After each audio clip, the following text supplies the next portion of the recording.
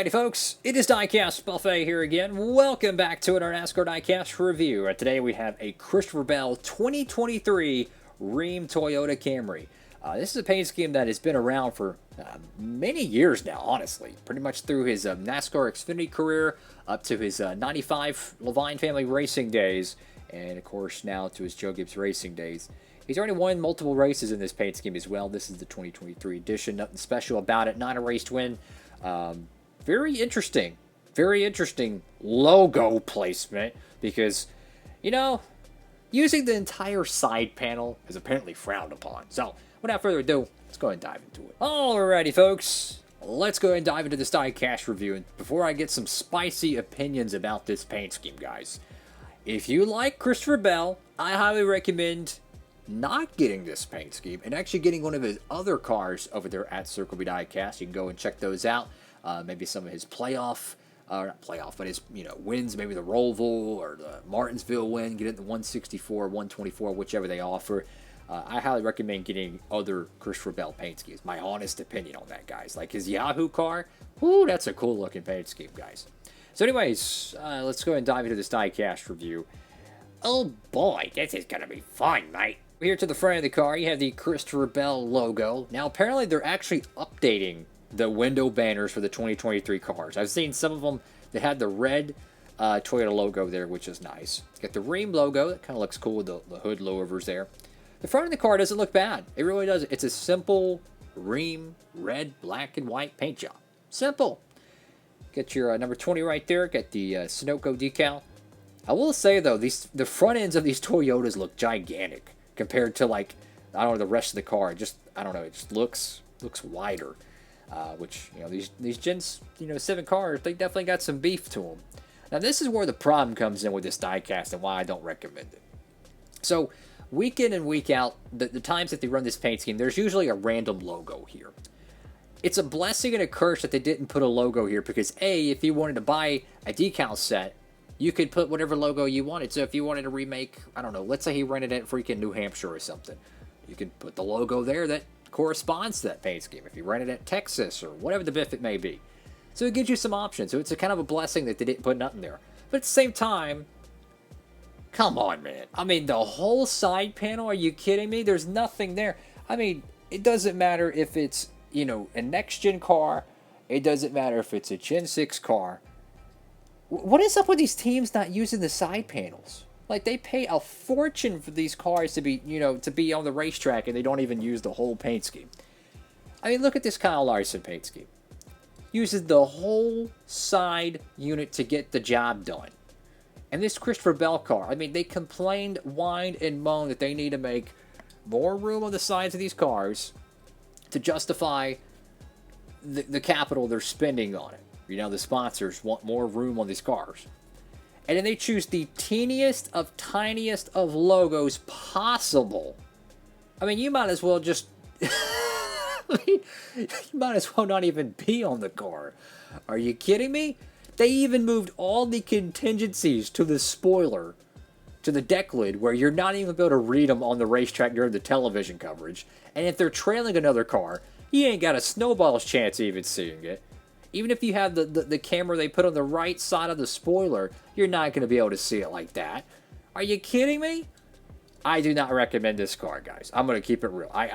That to me bugs the living daylights out of me. And to drive home the point even more, Kevin Harvick's 2022 Rheem paint scheme actually had the whole side panel. I don't understand it. I mean, dude, I know designers that have worked on some unbelievable paint schemes. Trucks, Cup, Arca, whatever the biff it is. I know designers that have done unbelievable work. And they would design a paint scheme that would make this look like... It would make it look like leftovers, okay? They would do an unbelievable job. Just saying, they would sell not only more diecast, they would be able to get their brand more recognizable on the racetrack. More fans would want to see this car, on their social media page. Every time you take a photo of a car and you post to your social media page, they're getting free advertisement. That's the reality. Me doing this diecast review, that's free advertising for them. That's just how it works. You know how many people are really going to go buy this paint scheme considering it's the exact same as last year and the side logo, it looks really tacky? Just keeping it real. Enough of me ranting. You can tell I'm passionate about this stuff, man. So you got the number 20 there. Run, Rheem.com. Got TRD, Yahoo, or Yahoo. Again, you got 75th anniversary Goodyear Cup Series. The back end of the car looks, well, I was going to say it looks good, and then I realized, holy cow, they screwed up the back panel. That's a raced version. It looks like the car he ran at Michigan when he backed it into the wall. Got Camry right there, Rheem.com. Rheem, number 20. Go to the right side of this car, and once again, apparently using the entire side panel is frowned upon in this establishment. And what bugs me even more, here we go again, is they use the circle logo. It looks tacky when you use the exact same logo you're going to put on your hood, and then you put it on a small little speck on the car. Like, this is what I mean by that. That's a hood. That's the hood logo. You have the Valvoline colors. I think they call it the chevron. I think that's what they call it. The ribbon or whatever the biff it is. They put that at the top, right? That's your hood design. And then on the side panel of the car, they invert the color palette and they remove it. That's what I mean by a hood logo and a side logo. This is the hood logo. This looks like, I don't even know. This will probably end up being a donor car. Just keeping it real. You can see some bubbling around these the roll bars at the top, the roof rails. You can see some bubbling. How do you know? You can see a little glossy speck above the O on the 20. That is, if I pressed it, it's going to crease just like that black line there. And you can see it very noticeably on this side. Now, I will give them some credit. It's extremely hard to get these things to roll flat, but if you work it long enough and you soften it, you can get bell in the back window. And then you have the contingency panel that's on the trunk, which, let's just be honest, like, no one can read the trunk and see logos that small. I'm just going to keep it real. I mean, if you take a photo of the car on the racetrack like that, you're not going to be able to read any of those.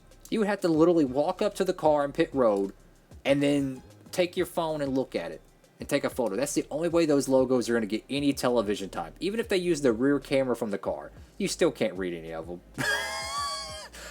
I don't know, man. Simeon's Mobile One, got Lincoln Welders, Mac Tools, Sherwin-Williams, whatever the biff that is, and Sport Clips. Anyways, enough of me ranting about a toy car in the studio. I do like the rim paint on this car. That looks pretty good.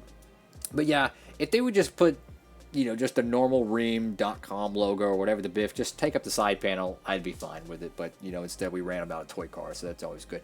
Thank y'all so much for watching the video. Have a blessed one, everybody. Again, I recommend skipping out on this car. They're probably going to overproduce it, right? If you absolutely have to have it, you're probably going to be able to get a good deal on it at the holidays, Black Friday sale, or maybe even 2024. You'll probably get a good deal on this. I just don't see it selling well enough. But, hey, man, his Yahoo car looks awesome. He's had some other paint schemes this year, so look out for those. Like the DeWalt car. Holy cow, I love that DeWalt car. Like, his Bristol Dirt car has an electric DeWalt car. Oh, my goodness, it is beautiful.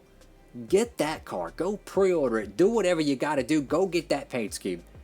This one is a bona fide donut car, and I'm going to end it at that. Have a blessed one, everybody. Diecastbuffet. Signing off.